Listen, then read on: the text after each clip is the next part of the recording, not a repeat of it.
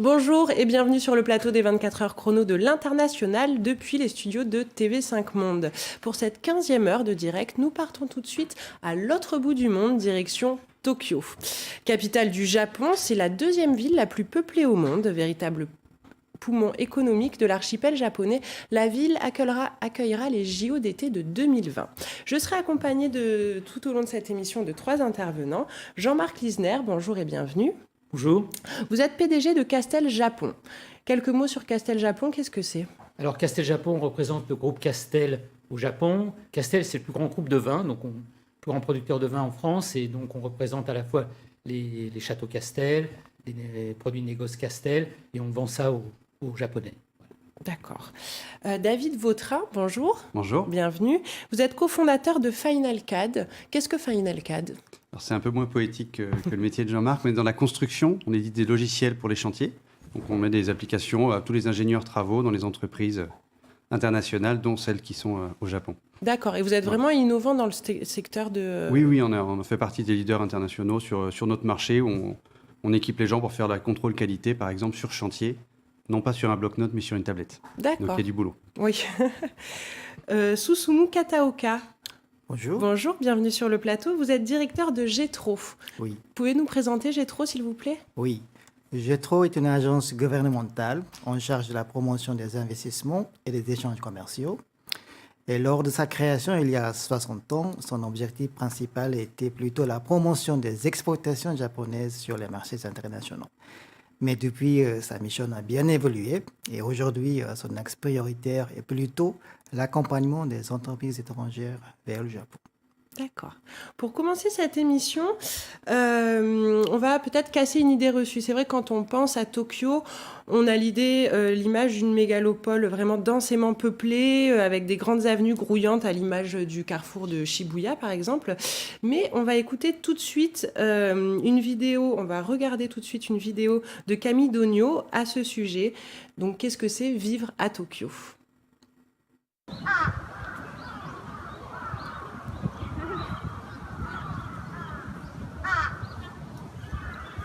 Bonjour Paris. Alors on est à Tokyo et c'est vrai que quand on pense à Tokyo, on pense à une ville effervescente, très animée, très agitée. Et il y a des quartiers comme Shinjuku, Shibuya qui sont très vivants, où il y a énormément de population. Mais malgré ça, Tokyo est une ville très fluide. La circulation se fait très bien, aussi bien dans les rues que dans les transports en commun. À Tokyo, il y a aussi des quartiers beaucoup plus calmes et de nombreux parcs et jardins en plein cœur de la ville, comme ici aujourd'hui où nous sommes dans le parc Yoyogi, où on peut admirer les belles couleurs de l'automne.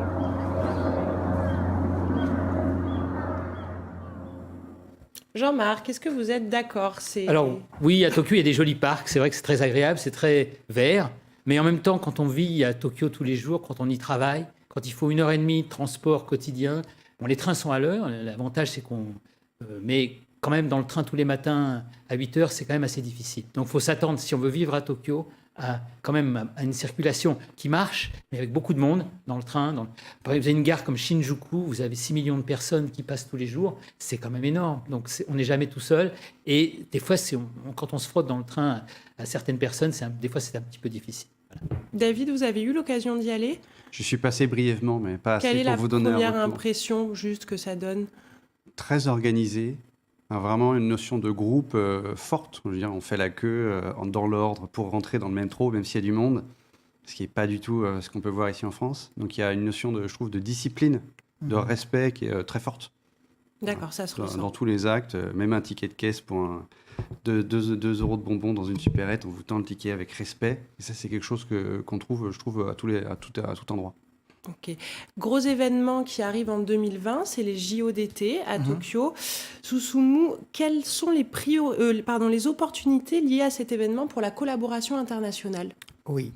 En fait, la tenue des Jeux Olympiques à Tokyo est perçue comme la pierre angulaire de la renaissance de l'économie japonaise. Cela ne profite pas qu'au secteur de BTP, qui est évidemment dopé par la perspective des Jeux, mais les secteurs publics et privés ont été fortement mobilisés depuis des années pour faire du Japon une véritable vitrine de technologie de pointe. Ainsi, les véhicules autonomes sillonneront les différents sites des Jeux et robots aideront les touristes aux aéroports de transporter leurs valises. Et puis également la chaîne de l'énergie, chaîne complète de l'énergie du futur qui est hydrogène verra le jour en 2020.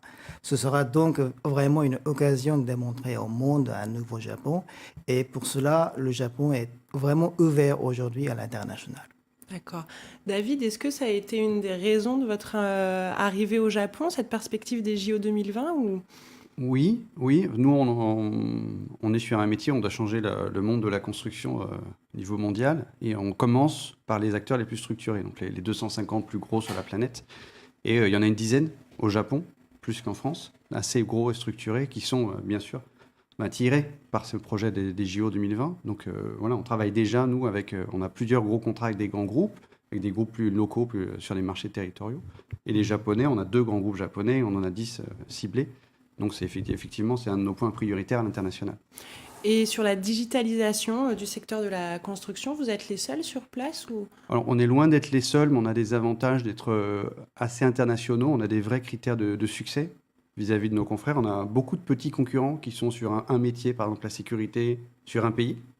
Et nous, on est sur plein de métiers. Dans la construction, il y a énormément de métiers. Et on a la capacité d'accompagner nos groupes à l'international. Donc, quand on travaille pour les Japonais qui construisent les usines automobiles, on en construit dans toute l'Asie du Sud-Est, mais aussi en Europe et aux Amériques. Et donc, notre capacité de les suivre partout dans le monde, dans leur langue, c'est quelque chose qui est très apprécié là-bas. Et voilà, eux, ils sont en très bonne forme financière. Ok. Jean-Marc, peut-être quelques mots aussi sur l'arrivée de ces JO. Quels sont les secteurs impactés? Alors nous, on est dans le vin. Alors c'est sûr que le vin et les Jeux Olympiques, c'est pas tout à fait... mais simplement, ça va booster un peu l'économie, ça va faire des événements, ça va attirer les gens sur le Japon. Donc ça nous intéresse. Il y a la Coupe du Monde de rugby aussi cette année. Donc au Japon, c'est déjà un premier événement. Et c'est vrai que les Japonais aiment bien le sport et on va créer pas mal d'événements autour de tous ces événements sportifs au Japon. Donc nous, ça nous intéresse. Il y aura du mouvement dans les supermarchés japonais autour des Jeux Olympiques, comme il y en a sur le rugby. Bien sûr. On écoute En fait, on vise 40 millions de touristes en 2020 à Tokyo. Donc, ce sera donc une énorme opportunité, je crois. D'accord. On écoute tout de suite Philippe Exalmans, proviseur du lycée français de Tokyo, qui nous parle de son établissement.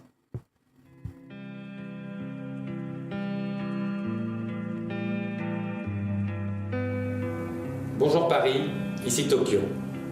Le lycée français international de Tokyo a fêté ses 50 ans l'année dernière. Il a été créé en 1967 et il se trouve actuellement sur le site de Takinagawa à Kitaku. Il scolarise pas loin de 1400 élèves de la maternelle à la terminale. Il possède un grand nombre d'atouts, parmi lesquels on pourrait citer la qualité des équipes pédagogiques qui assurent la continuité du service d'éducation français à Tokyo, les équipements pédagogiques et informatiques, mais aussi la mixité sociale, linguistique et culturelle qui offre un environnement extrêmement enrichissant à nos élèves. De fait, nous avons une excellente réussite aux examens nationaux et d'excellentes poursuites d'études pour nos élèves, tant en France qu'à l'étranger. Afin de suivre le développement de la communauté française à Tokyo, nous devons nous engager dans un deuxième projet immobilier dans les années à venir. Et puis nous allons surtout accueillir dès l'année prochaine la Coupe du Monde de rugby avec le tournoi Trèfle qui se déroulera à Tokyo dans l'enceinte de l'établissement. Et nous nous inscrirons bien sûr dans les Jeux Olympiques de 2020. Nos élèves y participeront tant en interne qu'en externe, dans le cadre bien sûr de l'horizon 2024. À bientôt à Tokyo.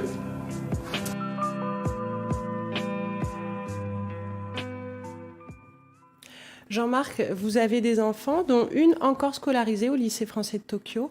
Oui, alors j'ai 3 enfants. Les deux aînés ont fini leur scolarité. Ils ont bien réussi leur scolarité au lycée de Tokyo.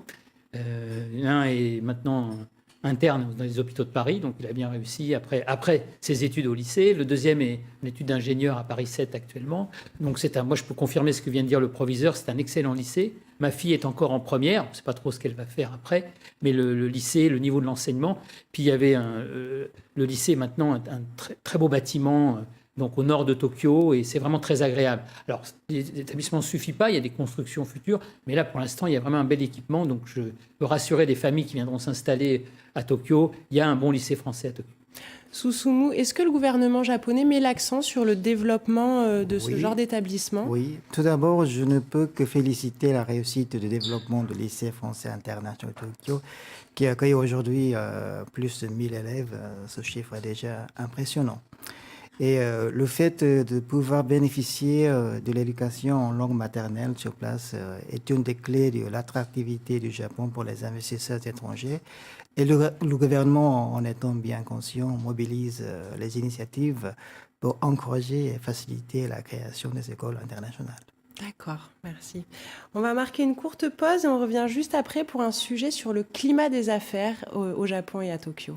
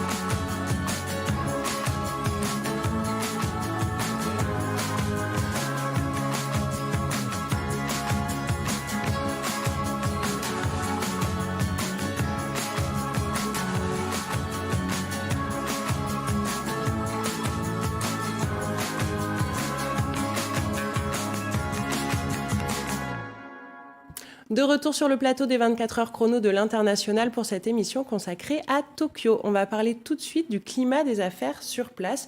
Jean-Marc, qu'en est-il? Alors, le climat des affaires à Tokyo, je dirais qu'il est quand même assez moyen. La croissance, elle était de 1,3%, je crois, l'an dernier. Cette année, on vise à moins 0,9%.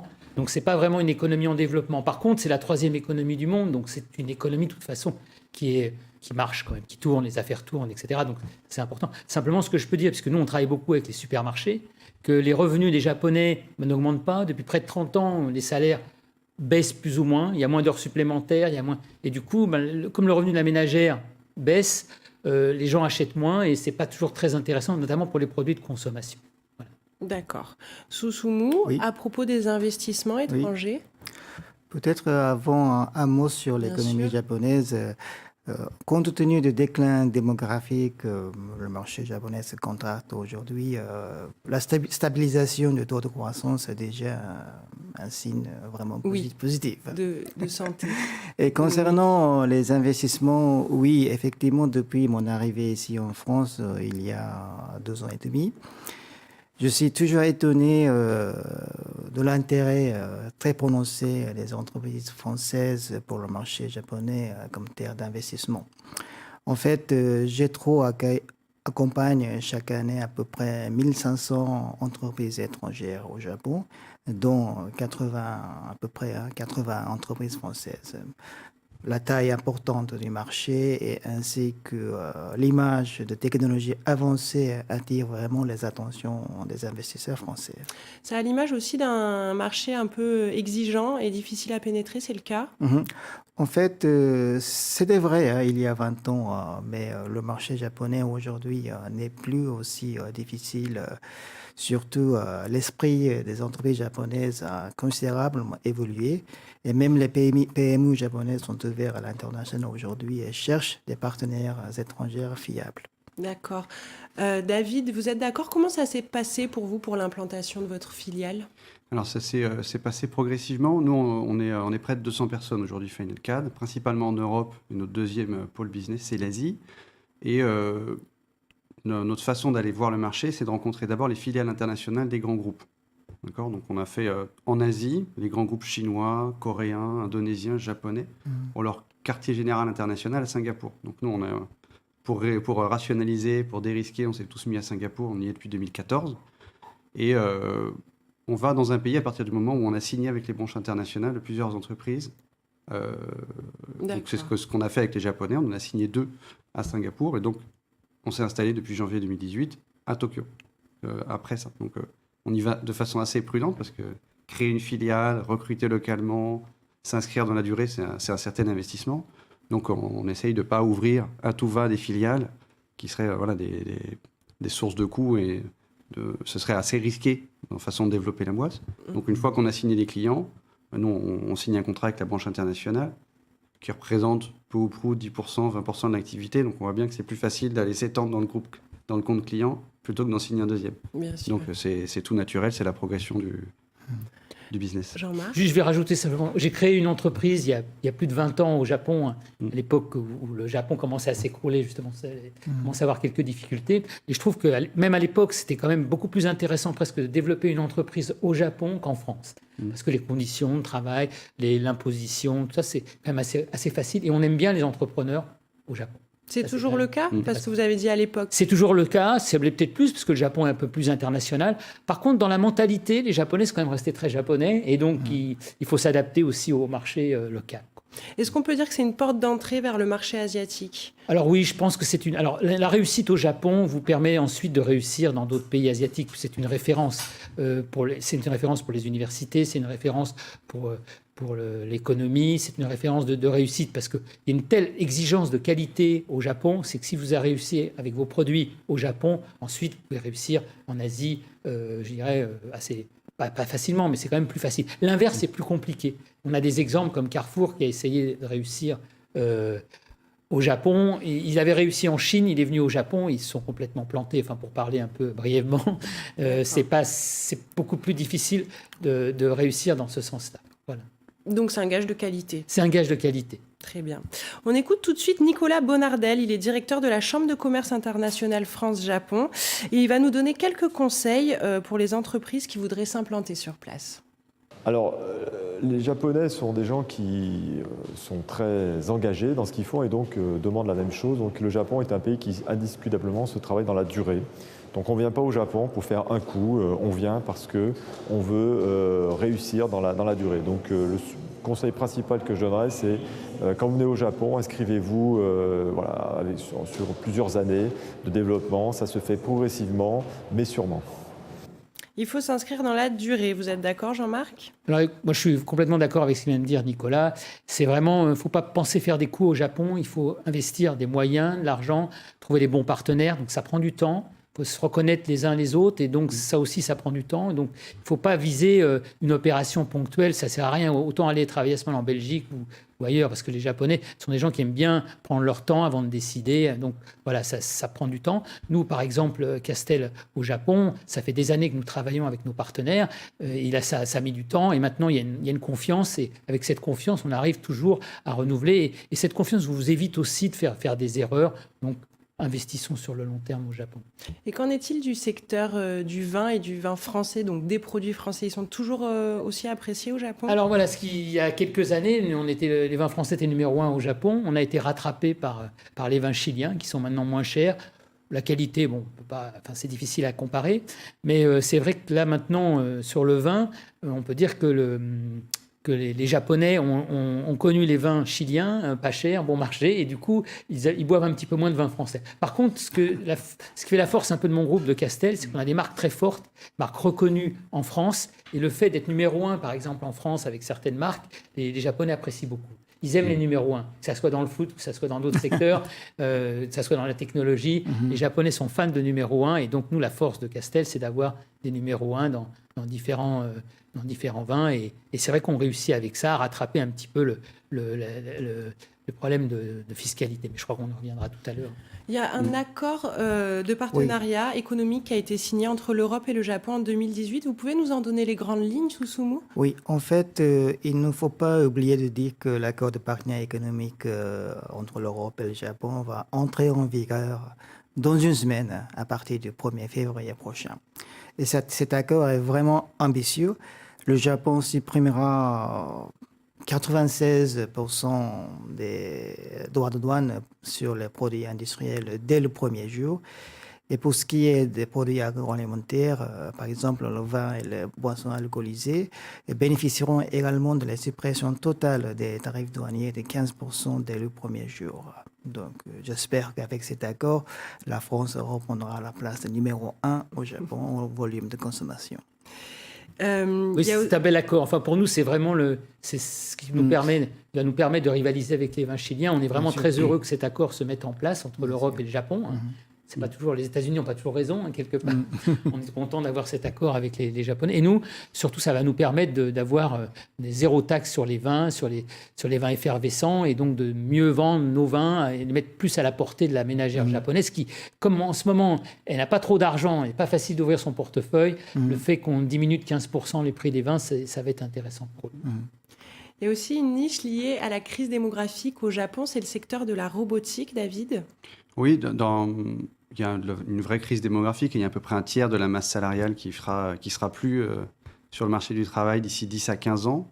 Donc c'est une des priorités nationales au Japon, la robotique, mais pas uniquement. Dans les plans stratégiques d'innovation de nos grands groupes, c'est une de leurs top priorités. Vraiment, dans le top 3 des priorités, il y a la robotique et les solutions de type Final CAD. Comment on met des tablettes sur les chantiers. Pas pour virer des gens, sûrement pas, mais pour les concentrer sur leur cœur de métier, leur enlever des tâches administratives qu'on peut automatiser et leur permettre parfois d'être 2-3 fois plus productifs ou aussi simplement de diffuser des façons de travailler à travers un outil qui soit la même partout. Parce que quand vous avez beaucoup de remplacements de salariés, on a moins, vous savez, dans les entreprises, on a beau être 2000 salariés, 100 000 salariés, il y a beaucoup de choses qui se passent de main à main.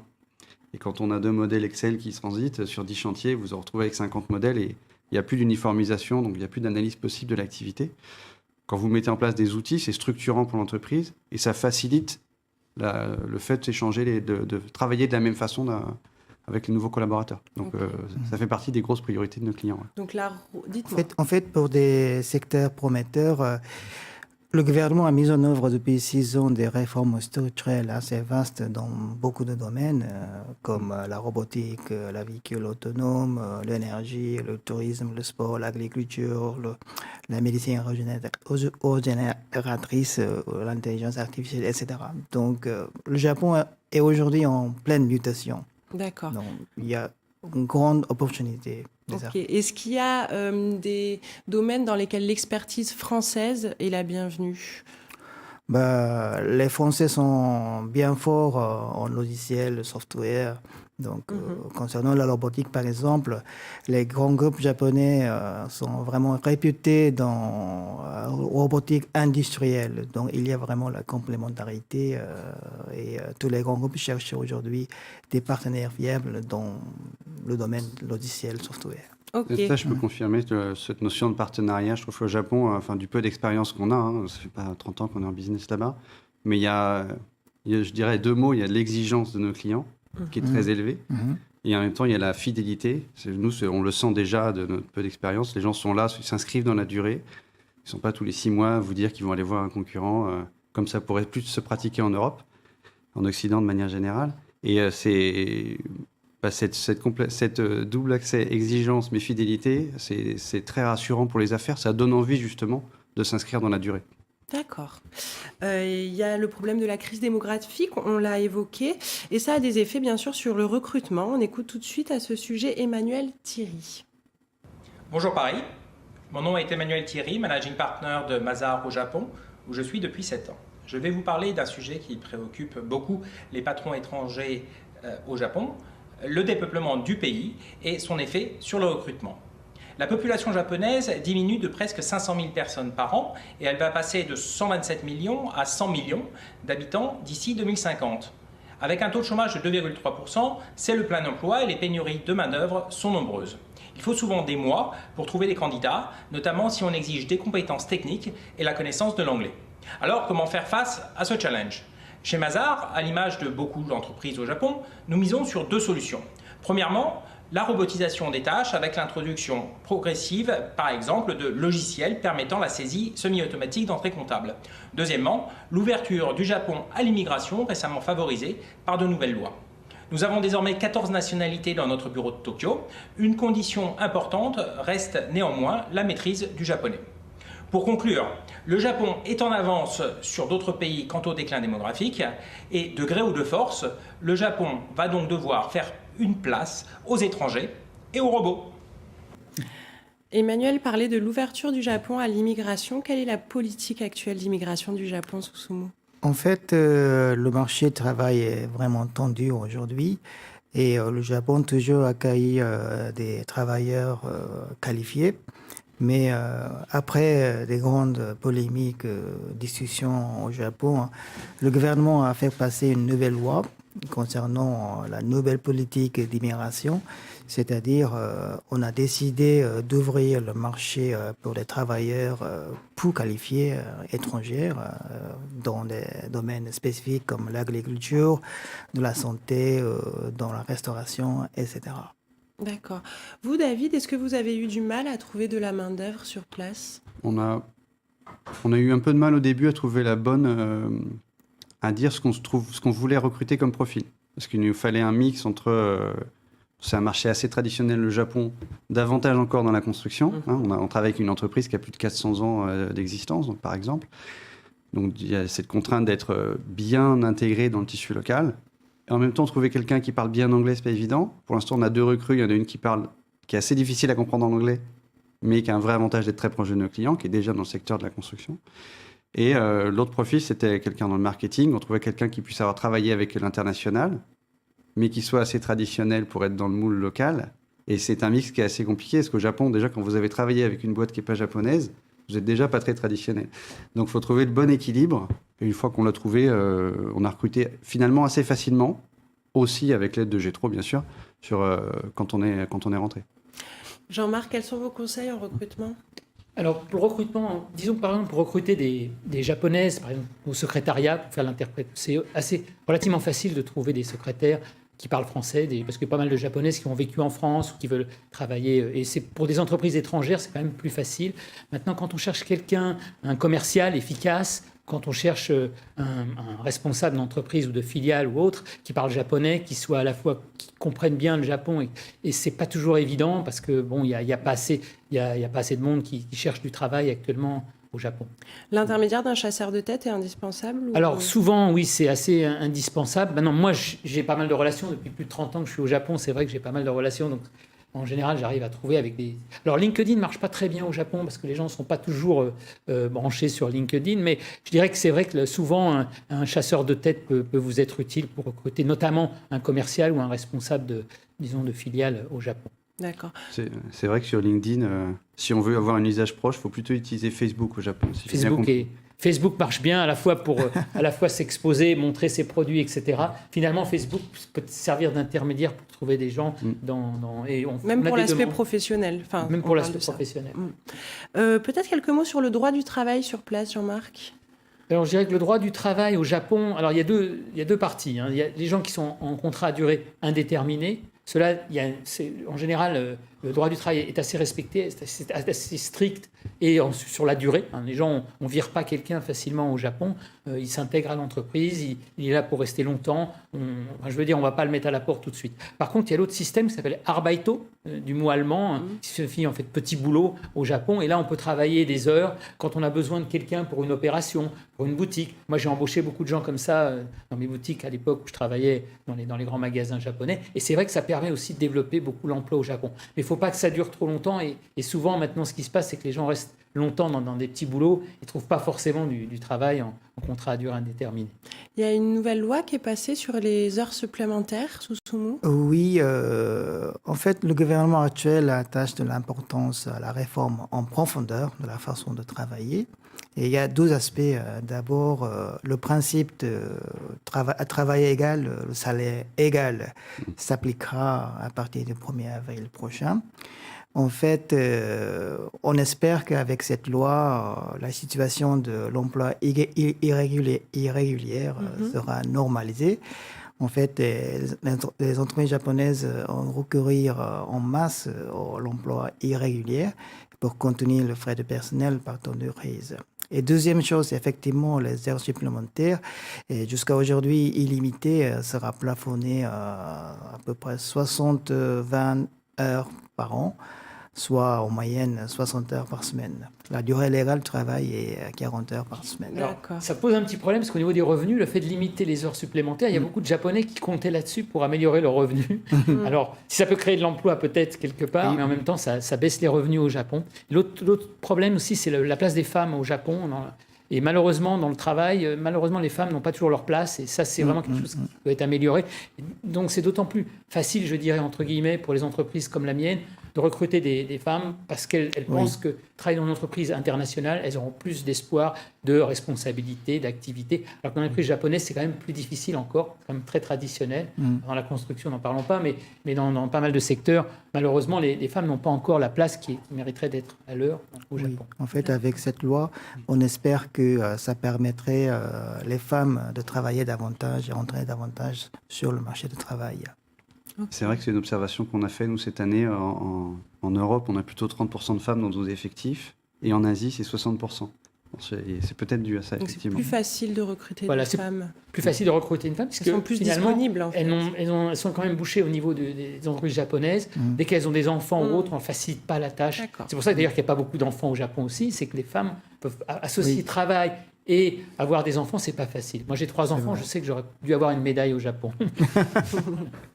Donc une fois passé la barrière de l'embauche, qu'on soit employé ou employeur, il ne faut pas négliger les différences culturelles aussi.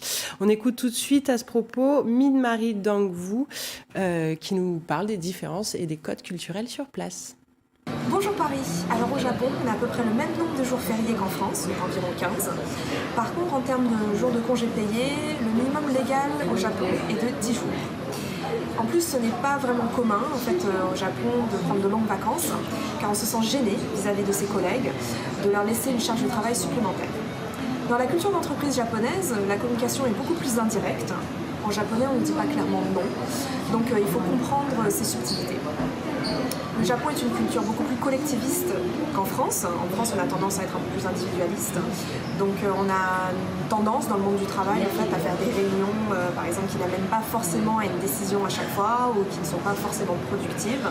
Mais l'important, c'est vraiment de mettre les gens d'accord et d'aligner les gens sur un certain sujet. David, qu'est-ce qui a été déterminant pour vous dans vos relations d'affaires avec les grands groupes japonais avec lesquels vous travaillez ? Il y a eu l'ensemble de notre offre, notre proximité, notre engagement en Asie. Et un des points déterminants, ça a été notre engagement à suivre nos clients avec des natifs.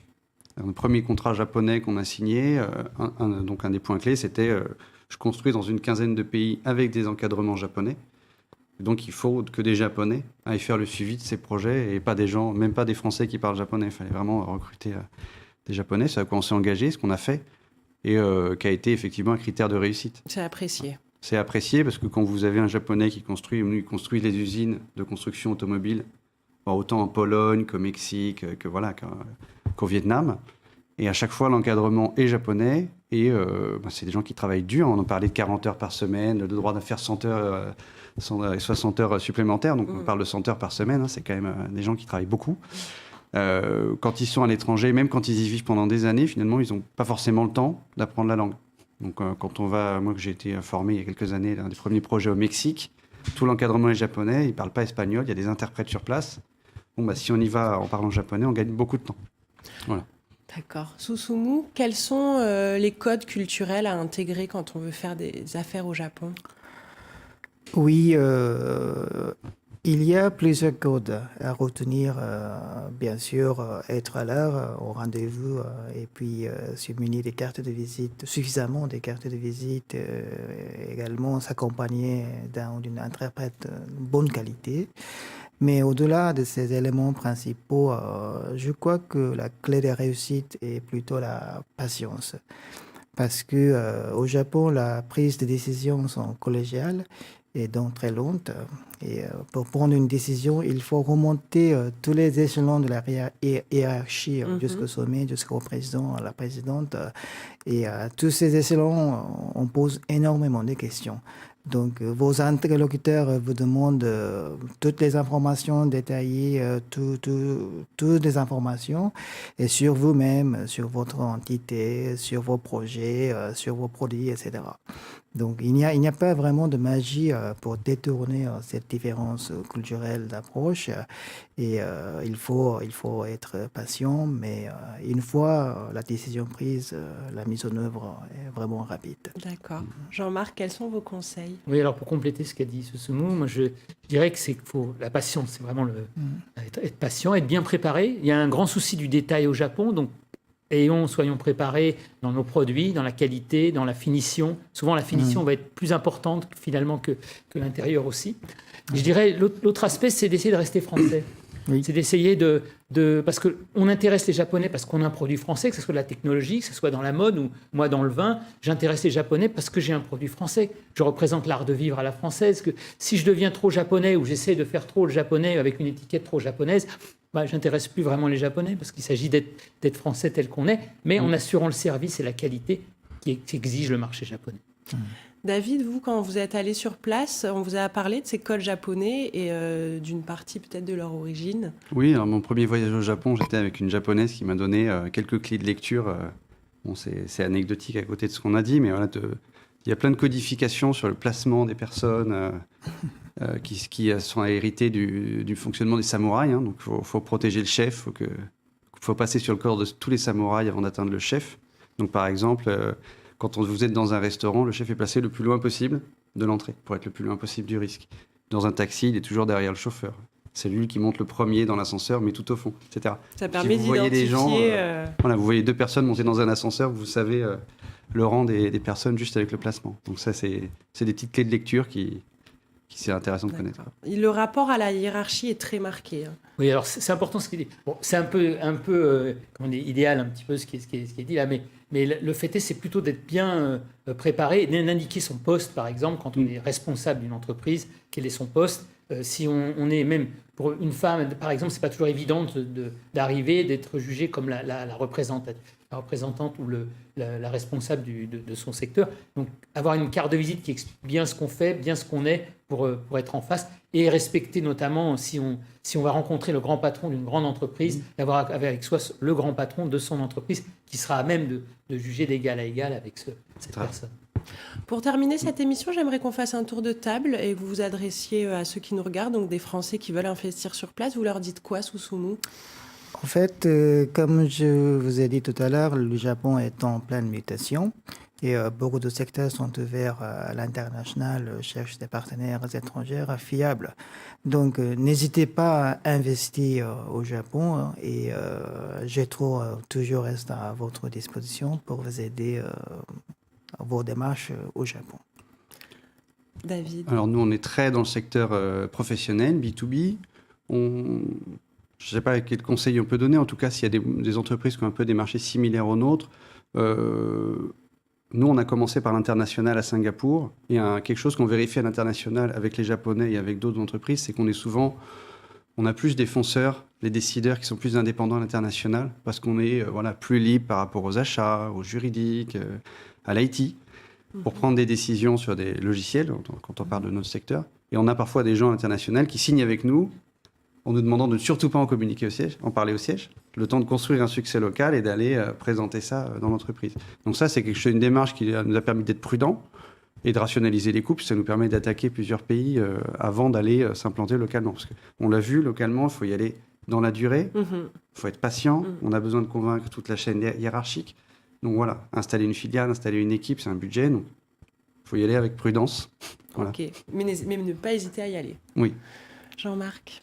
Moi, ce que je dirais, là, cette année, on a l'avantage d'avoir ce traité EPA, donc qui va permettre aux entreprises, notamment alimentaires ou dans le vin, de mieux s'implanter au Japon. Maintenant, ça ne suffit pas, c'est qu'il faut avoir des produits qui soient à la fois qualitatifs, réputés dans son domaine. Si on a des pays à choisir, si on n'est pas très fort à l'export, il vaut mieux d'abord aller en Belgique et avant de s'attaquer au Japon. C'est loin, c'est des coûts, donc il faut bien regarder tout ça et bien étudier aussi l'image qu'on peut avoir au Japon. Parce que sinon, c'est souvent les images internationales, c'est bon pour l'international. Le Japon est un pays quand même spécifique, avec des modalités spécifiques, avec des traditions spécifiques, où les gens ne sont pas les mêmes, les habitudes ne sont pas les mêmes. Le vin, les gens boivent beaucoup moins de vin qu'en France. Donc comment vendre du vin au Japon alors que c'est un pays qui a découvert, enfin, pratiquement où le vin, il y a depuis 20, 30 années, donc c'est pas la même chose. Donc il faut aussi prendre ces habitudes du marché japonais. D'accord. Merci beaucoup, messieurs, d'avoir été présents pendant cette émission. Restez connectés. Les 24 heures chrono de l'international, ça continue tout de suite avec Bahreïn.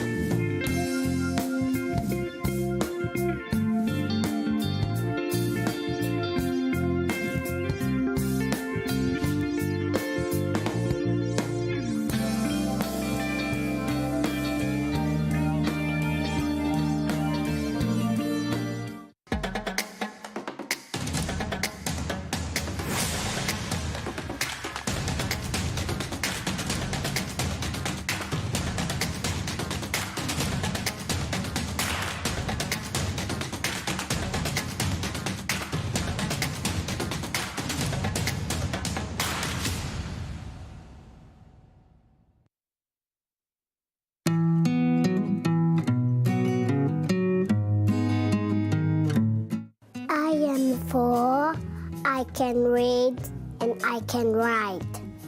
J'ai 4 ans, je sais lire et je sais écrire.